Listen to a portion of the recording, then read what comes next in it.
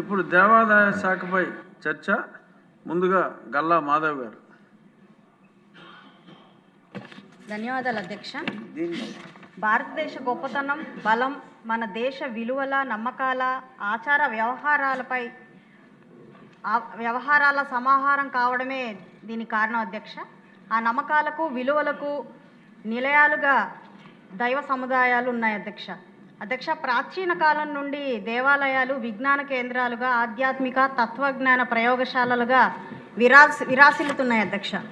అయితే అధ్యక్ష, కాదేది అనర్హం విధ్వంసం కొరకు అని భగవంతుని కూడా వదలని వైనం గత పాలకుల పాలనలో చూసాం అధ్యక్ష.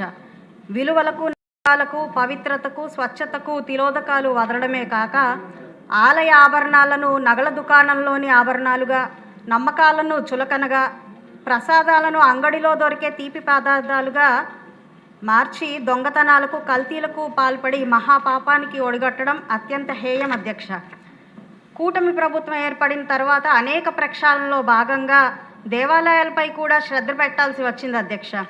ఇందుకు గత ఏడాది నుంచి కూడా కసరత్తులు చేస్తూ ఈ సంవత్సరం కూడా 249,000 కోట్లు ఆలయాల నిర్వహణకు కేటాయించడం ఆనందదాయకం అధ్యక్ష. ఇందులో భాగంగానే దేవాలయాల పవిత్రత, ఆ పరిసర ప్రాంతాల స్వచ్ఛత కాపాడడం మన బాధ్యత. నేడు ప్రాచుర్యం పొందిన ప్రతి దేవాలయంలో పర్యావరణ హితమైన వస్తువులనే వినియోగించాలని, ప్లాస్టిక్ రహిత గుడులను తీర్చిదిద్దాలని ఆంధ్ర రాష్ట్ర దేవాలయం నో ప్లాస్టిక్ జోన్లుగా ప్రకటించాలని కోరుతున్నాను అధ్యక్ష. అదేవిధంగా కోనేరుల ప్రక్షాళనపై ప్రత్యేకమైన శ్రద్ధ పెట్టాలని కూడా కోరుతున్నాను అధ్యక్ష. అదేవిధంగా అధ్యక్ష, దేవాలయాల్లో ఆ దేవుని పైననే నమ్మకం ఉంచి తమ జీవితాన్ని అంకితం చేసే పూజారులకు ఆ దేవాలయ ప్రాంగణంలోనే నివాస సదుపాయం కలిగిస్తే వారి మీద అద్దెల భారాన్ని తగ్గించడమే కాక ఆ దేవాలయ శోభ మరింత పెరుగుతుందని అభిప్రాయపడుతున్నాను అధ్యక్ష. కావున గౌరవ మంత్రివర్యులు ఈ దిశగా తగు చర్యలు చేపట్టాల్సిందిగా కోరుతున్నాను అధ్యక్ష.